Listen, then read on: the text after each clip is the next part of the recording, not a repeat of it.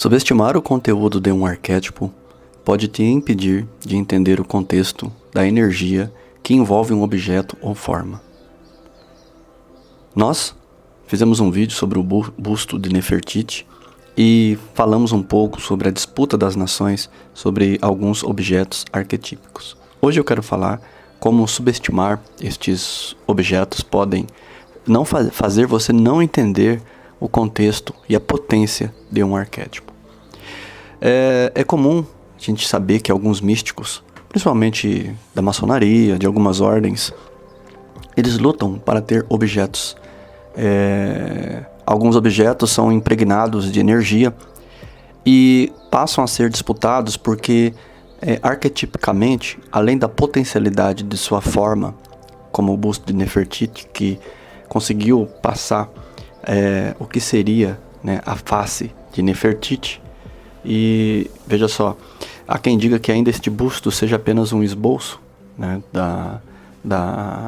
para que fosse feito outras estátuas, mas esse tinha que ser fiel à face de Nefertiti, e por isso conseguiu captar um pouco, não só da beleza, mas da forma simétrica, E sempre nós falamos que, à medida que você vai avançando em evolução espiritual, evolução pessoal, de certa forma há um alinhamento, há um alinhamento das suas contas materiais, há um alinhamento uma coerência, vamos dizer assim. Você tem não é uma coisa totalmente anárquica. Seus objetos passam a ter uma organização que tem muita ligação com o seu interior.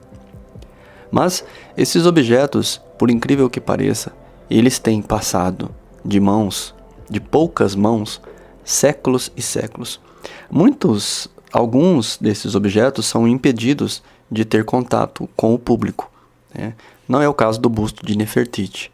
Nós falamos de alguns objetos que estão expostos hoje através dos museus e vamos dizer assim que à medida que vão olhando, cria-se uma atmosfera interior, como por exemplo, imagina você hoje entrando no museu na Alemanha, e você vai entrando e você quer ver o famoso busto de Nefertiti.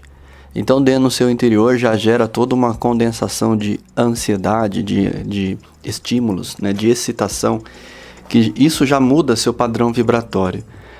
Então, a maioria das pessoas que tem contato com esses objetos já estão, de certa forma, alterados em matéria de energia.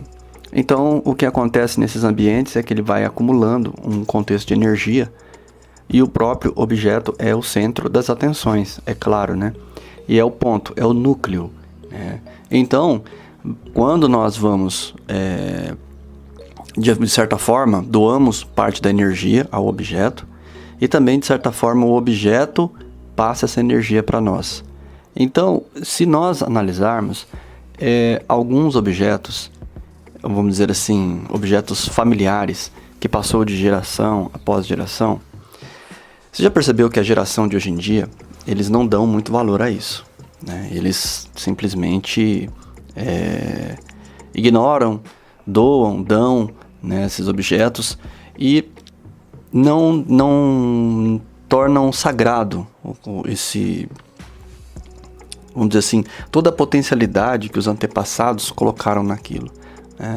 Por exemplo, é a mesma coisa que você ter um relógio de um bisavô, que ele portou ao longo da vida toda. Ali tem uma chave, uma ressonância naquele objeto. Se você girar essa catraca e conseguir colocar o verdadeiro sentimento, ou o sentimento correto, que se alinha e que se encaixa, é como aquele cofre que tem um sentido giratório, e você gira para um lado, gira para o outro, você acha uma trave, você abre essa porta. Qualquer objeto arquetípico, ele tem este mesmo sentido. Então, ter um objeto, vamos dizer assim, requer alguns cuidados. Por exemplo, sua história. Alguns objetos antigos, tem que se tomar cuidado de onde que ele veio, de quem ele era. Por quê? Porque ele tem em si toda uma condensação de energia. Se você estiver alinhado com aquele objeto, fatalmente vai haver uma troca. E vamos dizer assim, podemos chamar de troca arquetípica, né? Você faz uma troca de energia arquetípica. Então, isso acontece muito diante da forma ou diante do som, né? E existem outros assuntos mais profundos que vou tratar mais para frente, né? Que são assuntos, né, multidimensionais, vamos dizer assim, né? Arquétipos multidimensional. Mas hoje eu quero me ater exatamente neste bate-papo a este mistério que é envolvido em cada objeto, né? No espiritismo, se não me engano, eles chamam de ter um tipo de mediunidade do toque, que também é a forma do tato, né? Então, por exemplo, este objeto, ao ser tocado, você olhando para ele, ele não passa muita energia, mas quando você toca, ele tem essa chave de abertura no toque. Alguns objetos têm no olhar, que é o caso de Nefertiti, né? Como eu falo que alguns dos exercícios dos arquétipos são, de certa forma, esse de olhar, né? Você olha o arquétipo, você observa, então aí você puxa uma energia e doa uma parte de você. Então há uma troca, né? Então você vê um pequeno objeto, né? Porque o busto de Nefertiti ele não é grande. Então, por exemplo, um materialista, ele vai chegar e entrar ali e vai falar assim: nossa, eu pensei que fosse maior. Eu pensei que fosse assim. Eu pensei que... Nossa, tão sem graça esse objeto. Quanto mais materialista e bruta a pessoa é, ignorante, mais ela irá colher menos do que aquele objeto tem a oferecer. Já uma pessoa espiritualista, ele vai imaginar, com o olhar, né, o contexto, uma parte espiritual, né, de como seria Nefertiti, como ela agiria naquele tempo, né, espiritualmente falando, né. E o místico, já sabendo disso, ele já tem um preparo, uma observação diferente. Como, por exemplo, eu sempre falo para vocês o poder do desinteresse. Ao estar diante de um objeto sagrado, o melhor estado mental ideal que se pode ter é estar desinteressado. Simplesmente parar e ficar olhando. Não deixar a mente se envolver em pensamentos, vamos dizer, como o materialista, que fala, que pequeno, né? Que isso, que aquilo. O ideal é o que eu sempre digo: se tiver que falar alguma palavra diante de alguns objetos que você não entende ou não conhece, use palavras como magnífico, impressionante, perfeito, maravilhoso, né? Magnífico, né? Eu sempre digo assim, tente puxar palavras arquetipicamente positivas para vocês, tá? Nunca fique com aquele pensamento espontâneo, e se ele surgir, aprenda a se conhecer. Você fala, nossa, não tô legal ainda. Eu ainda tô numa frequência muito baixa. E eu preciso melhorar essa minha frequência. E é o que eu sempre faço. Eu me observo muito quando chego diante dos objetos, dos acontecimentos. E percebo tanto que ainda tenho que crescer como ser humano, como pessoa. É assim que com os arquétipos, basicamente, eu me utilizo. Mas, Carlos, eu deveria, por exemplo, me esforçar para fazer jornadas e ir até esses lugares onde tem esses objetos, ou templos, ou lugares onde mestres estiveram? Sim, se você puder. Isso sempre dá uma alavancada arquetípica no seu interior muito grande mesmo. Estar no lugar onde algumas pessoas estiveram faz com que a gente mude a frequência. Eu sou um exemplo disso. A minha vida foi basicamente voltada a essas buscas, e hoje eu entendo que há tanto ainda a ver e conhecer, se puder ter esse contato, porque quando você conhece uma história e você vai naquele lugar onde aconteceu aquilo, é uma chave. Primeiro, estude. Desculpa. Primeiro você estuda muito a história que você vai se envolver, né? Este envolvimento faz com que você condense um tipo de energia. Ao ir ao contato destas energias, você vai perceber essa troca arquetípica. com muita potencialidade. Uma pessoa turística, vamos dizer assim, né, que vai para um lugar e tem todo um turismo envolvido, age de uma forma. Vou dar um exemplo para vocês. Quando eu estive na Índia, eu fui em Agra. E Agra tem 2 fortes, né? E como eu conheci um pouco da história do Taj Mahal e de Akbar, né, o grande conquistador, eu já tinha uma noção do que era. E é engraçado que deu uma coisa errada, deu certo. Primeiro, nós fomos contratar um carro. E o indiano, ele é muito malandro, né? O indiano gosta muito de dinheiro. E nós fomos numa quinta-feira. E tem um dia da semana, eu acho que era uma quinta-feira, se não me engano. Tem um dia da semana que o Taj Mahal ele fica fechado para manutenção. E nós fomos contratar um indiano para que nos levasse até o Taj Mahal. O indiano sabia que o Taj Mahal estava fechado. Mas, o que ele fez? Ele contratou o serviço mesmo assim, ficou quieto e nos levou até o Taj Mahal. Chegando lá, o Taj Mahal estava fechado. Mas é a cidade de Agra, do outro lado tem um grande forte de Agra. Então ele falou, olha, que pena, estava fechado, né, tal. E nós percebemos, né, que ele tinha sacaneado a gente. Mas, aí ele falou, veja só como o destino, o universo, ele conspira a nosso favor. Imagina só, você que está me ouvindo agora, a minha decepção no dia que eu chego lá e o Taj Mahal está fechado. Inicialmente eu pensei, poxa, que sacanagem, como pode, né, sair do Brasil, uma viagem de mais de 24 horas de avião para estar aqui e não consigo ver. E aí ele falou, não, eu vou levar vocês em outros pontos para compensar isso, não sei o que, vocês não perderem a viagem. E aí nós fomos nesse forte. E lá no forte nós contratamos um guia lá, né, que traduzia para nós em espanhol e começou a explicar. E ele nos levou na cela onde o filho, quando prendeu o pai no final da vida, prendeu Akbar, ele colocou ele numa cela com a face da grade voltada para o Taj Mahal. Então, como eu conhecia a história de Akbar, eu entrei na cela, né, e fui até a janela onde Akbar olhava o Taj Mahal. E é interessante que nessa hora, só no outro dia, eu fui compreender e tive a troca arquetípica poderosa, que aconteceu muito forte. Então eu fui até a janela e comecei a olhar da janela. Com este conhecimento arquetípico que eu tenho, eu comecei a fazer o quê? Naquele momento eu comecei a tentar me tornar, por alguns momentos, o olhar de Akbar ao Taj Mahal. E então eu pensava assim comigo, o que Akbar sentiu?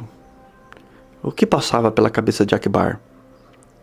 Olhando da janela de uma cela, prisioneiro do próprio filho, olhando o Taj Mahal. E a cena era maravilhosa da cela, assim. Eu acho que eu devo ter até incomodado, porque nesses lugares eu gosto de fazer esses exercícios místicos. Então eu fiquei ali por um bom tempo. Entrou gente, saiu gente. Acho que muita gente não entendeu. E eu fiquei ali o pessoal continuou a visitação.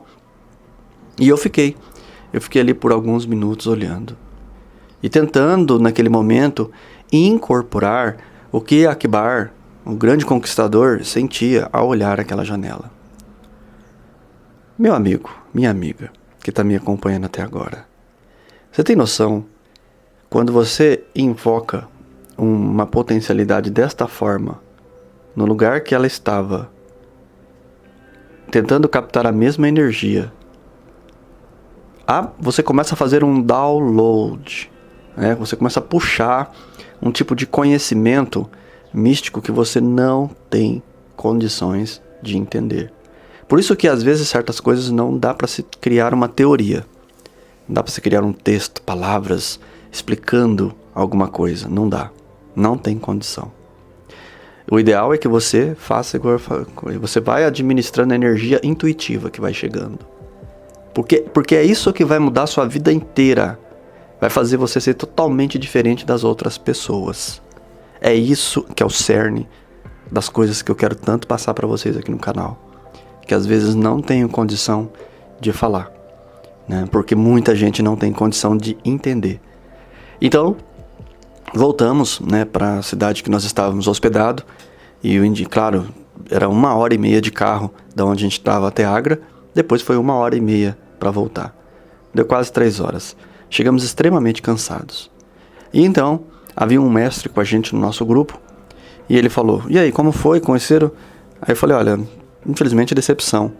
O Taj Mahal estava fechado. Ele, não acredito, sim, estava fechado e tal. Aí ele falou assim, ele parou para pensar um pouco, mas você veio do Brasil, então você não pode voltar sem ver o forte, sem ver Agra, sem ver o Taj Mahal. Aí eu olhei pra ele, tipo, mas perdemos a viagem, né? Ele falou, não, nós vamos parar o grupo todo, vocês vão voltar amanhã. Então nós iríamos embora no outro dia, pra outra localidade, outro estado. Mas aí ele falou, não, nós vamos segurar aqui o pessoal por mais um dia, a gente vai ficar aqui no templo fazendo as atividades, e vocês voltam lá amanhã. E eu falei, caramba, nós gastamos uma grana hoje indo, e vamos gastar de novo no outro dia? Aí virei pro grupo e falei, olha gente, o que vocês acham da gente voltar amanhã?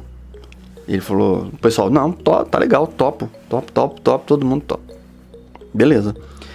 E aí foi que é o seguinte, nós viajamos no outro dia somente para ver o Taj Mahal. Chegamos mais cedo e o Taj Mahal ainda estava para abrir para visitação.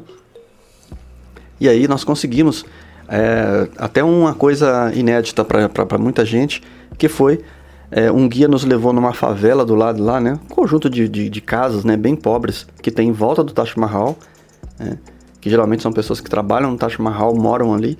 Subimos numa sacada e vimos o Taj Mahal, a muralha do Taj Mahal pelo outro lado. Então vimos coisas assim que poucas pessoas tinham visto. Bom, mas resumindo, nós entramos no Taj Mahal e aí vou contar para vocês o que aconteceu. E dentro do Taj Mahal, fiz toda a visitação, andei e tal.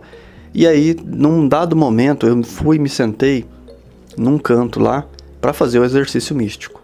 Todo mundo fica andando, tirando fotos e tal, mas as pessoas perdem muito em não, às vezes, parar um pouco. Parar e fazer essa observação que eu falei para vocês da cela de Akbar. E daí, eu fiz outra mentalização e outra visualização. Eu imaginei Akbar andando em volta do Taj Mahal, né? Tentando imaginar o que ele sentia. Então, num dado momento, eu me sentei. Eu me sentei um pouco, relaxei, respirei fundo. E com aquele sentimento eu tentei permanecer por alguns instantes. E aí foi interessante, porque intuitivamente, energeticamente, começou a passar em mim uma energia totalmente diferente da que eu conhecia. E naquele momento meus olhos encheram de lágrimas. Eu fiquei muito emocionado. Uma emoção totalmente diferente que não vi ninguém ali, nenhum turista sentir, né? As pessoas riam, e eu estava ali estático, sentado num canto, na parte onde ficava a hospedaria dos engenheiros, né? Dos generais de Akbar, onde eles ficavam ali, que tinham uns prédios somente deles, de uma governança militar. E eu fiquei ali sentado. É como se eu sentisse alguma emoção, forte emoção, de alguém que esteve ali naquele tempo de Akbar. E aquilo me envolvia e eu fiquei ali por meia hora, 40 minutos, até que eu fui interrompido por uma pessoa da nossa equipe que chegou em mim e falou, vambora, tá na hora já da gente ir embora. E eu falei, já vou. E só que esse já vou era assim do tipo... Aí me veio muito um texto na mente, assim, não um texto, né? É como se tivesse um poema na minha cabeça fluindo. E as frases que vinham é assim, né? O Taj Mahal, não sei o que, construção, não sei o que. E aí fluiu alguma coisa assim que se eu tivesse hoje um gravador como esse que eu gravo para vocês, ou alguma coisa que eu escrevesse naquele momento, iria marcar muito. Foram palavras assim muito bonitas. Mas, conclusão, esses locais, objetos arquetípicos, trazem uma potencialidade, trazem um mistério que vale a pena ser disputado. E é por isso que você vai ver grandes homens da maçonaria, de outras ordens, outros místicos, cuidando muito bem dos objetos que tem. Alguns livros, que eles chamam de obras raras, né? Edições, né? Primeira edição, livro que passou de mão em mão. Há livros que só passaram na mão de grandes mestres. E às vezes esses mestres, no meio do livro, eles fazem anotações, fazem grifos. E isso vamos dizer assim, é incrível. Você pegar naquele momento, você passar as páginas, né? E você perceber aonde tem alguma anotação, alguma coisa, né? Alguns livros desses mestres possuem dicas escritas a lápis no meio delas, né? Palavras arquetípicas que, faladas simplesmente assim, não querem dizer nada, mas quando lidas e pesquisadas, você vai descobrir toda uma quantidade de conhecimento incrível em volta daquilo, né? Às vezes eu tenho alguns sonhos e acontece de chegar alguma palavra estranha para mim e eu falar assim, caramba, que palavra é essa, né? E aí você vai ver, tem toda uma ordem religiosa em volta, não sei o que, outra estrutura arquetípica. E eu fico impressionado, falo, caramba, eu jamais tive contato com essa palavra, mas durante o sonho apareceu. Então, gente, vou terminando aqui, acho que eu usei o exemplo para que você entendesse por que eles dão tanta importância a isso. Porque existe uma troca misteriosa de energia arquetípica. Existe essa troca que é muito misteriosa, mas que a gente tenta aqui explicar de uma forma simples para que você possa entender e usar os exercícios na prática. Peregrinações são importantes, visitações são importantes, torna você um místico de verdade, torna você realmente um aprendiz, né? Um aprendiz humilde, que está ali desinteressadamente, digo na parte material, mas assim, muito ansioso numa parte espiritual de aprendizado, de envolvimento, que se você tiver o olhar correto, você vai entender e sentir a potencialidade que aquele espírito tem. Mesmo olhando o busto de Nefertiti, você vai começar a sentir o que na verdade tem. Às vezes nós, no início, vemos o que somos no arquétipo, né? Uma pessoa sensual, uma pessoa muito voltada à beleza, vai olhar o busto de Nefertiti somente neste prisma. Aí vai falar, nossa, como ela era bonita, como ela tinha simetria, como não sei o que. O outro já avançado vai começar a ver através dos olhos dela o sentimento espiritual que carregava aquele espírito. A potencialidade, a superioridade que faz com que essas pessoas se tornem realeza entre nós. Mas não por ordem de nascimento ou por sorte do destino, não. Em qualquer lugar que esses espíritos forem colocados, eles serão e agirão como verdadeiras realezas. Suas atitudes serão divinas. É atos divinos que torna a pessoa divina. Então você, fazendo atos divinos, você vai se tornando divino também. E todos nós, dentro da nossa potencialidade, dentro da nossa pequenez, podemos manifestar esses conhecimentos. Meu amigo, minha amiga, obrigado por você estar até aqui. Eu desejo a você serenidade profunda em seu coração. Eu me torno você.